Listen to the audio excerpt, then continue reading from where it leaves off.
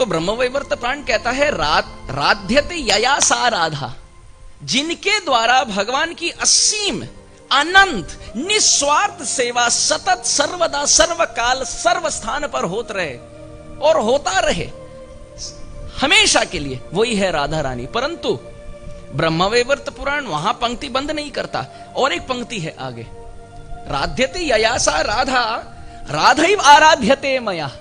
भगवान कहते हैं हाँ, जिनके द्वारा सेवा मेरी होत रहे वही है राधा, परंतु जिनके संतुष्टि के लिए मेरे इंद्रियों द्वारा सदा सर्वदा मैं सेवा करता रहूं वही है राधा रानी। अर्थात जो कृष्ण के संतुष्टि के लिए सदैव सेवा करे और इतना भगवान को वशीभूत करे कि भगवान स्वयं सेवा करते रहे जिनके संतुष्टि के लिए, वही है राधा। तो अर्थात दो अर्थ हैं प्रमुख। कई बार लोग तो ये प्रश्न पूछते हैं कि आप तो राधा कृष्ण की सेवा करते हैं हर मंदिर में, परंतु ये बताएं राधा और कृष्ण के परस्पर विवाह क्यों नहीं हुआ? अब कलिकाल के बद्ध जीव की प्रवृत्ति यह है कि अपने घर में विवाह ठीक हो ना हो, भगवान के विवाह का बहुत चिंता लेकर बैठ जाते हैं। भगवान की 16,108 पटरानियां क्यों हैं? तो प्रश्न ये नहीं है कि उनके क्यों हैं, प्रश्न ये है कि मेरे क्यों नहीं। अरे आपसे एक संभाली नहीं जाती, आप 16,000 की बात कर रहे हैं। एक व्यक्ति आकर मुझे कहने लगा कृष्ण स्वयं भगवान है, इसका मुझे अनुभव हो गया। बोले क्यों? बोले घर में मुझसे एक नहीं संभाली जाती, 16,000 संभाले तो भगवान ही होंगे। बद्ध जीव से तो नहीं संभाला जाता, वो तो भगवान ही होंगे, साक्षात शाश्वत भगवान होंगे। बोला ठीक, जो भी तर्क वितर्क से आप समझ लें, बात तो ठीक है। आप ये बात तक आ गए कि भगवान कृष्ण भगवान है। तो कई बार लोग पूछते हैं कि विवाह क्यों नहीं हुआ इनके परस्पर।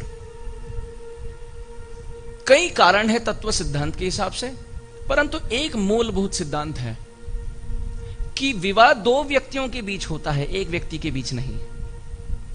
जब हम हाथ भी मिलाते हैं, दो व्यक्ति के बीच हाथ मिलाया जाता, अपना हाथ कोई नहीं मिलाता ज्यादा। राधा और कृष्ण में भेद देखो तो विवाह की बात आए, एक ही व्यक्ति है। राधा रानी को पूछा गया शास्त्र में कि कृष्ण कौन है, राधा रानी कहते हैं मम एव पौरुषम रूपम गोपिका मनमोहनम। ये गोपिका मनमोहन करने वाले मदन मोहन, मम एव पौरुषम रूपम, मेरे ही पौरुष रूप हैं, उनमें और मेरे में कोई भेद नहीं, अभिन्न स्वरूप है। तो जो अब यहां माखन चोरी करते हैं, ब्रज में लीला विहारी करते हैं, लीला विहारी हैं, ये पुरुष स्वरूप में जो विराजमान है ये राधा, मम एव पौरुषम रूपम, राधा रानी स्वयं बोल रही है कि मेरे ही पौरुष स्वरूप है।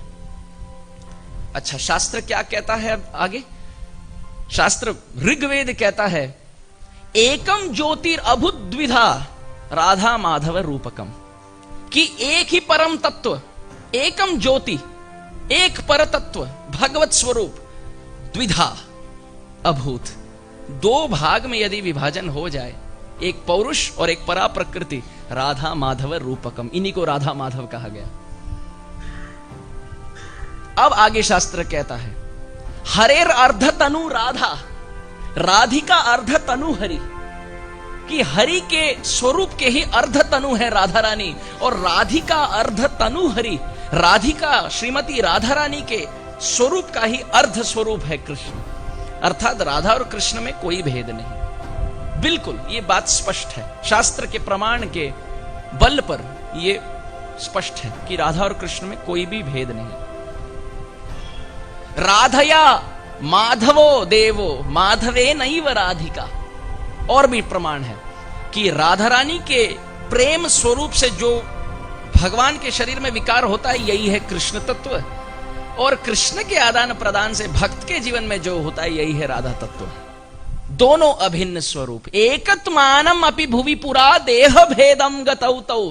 कविराज गोस्वामी आदि लीला चैतन्य चरितामृत पहले अध्याय का 4, 5, 6वां श्लोक क्रमांक, कि एक पर तत्व, एकत्मानम, मन में से एक है, आत्मा एक, एकत्मानम अपि भुवि पुरा, परंतु भूमंडल पर देह भेदम गतौ तौ, दो स्वरूप में विद्यमान है, विराजमान है, आविर्भाव लिए हैं राधा कृष्ण के रूप में। फिर भी दोनों अभिन्न हैं, फिर भी राधा रानी का स्थान कृष्ण से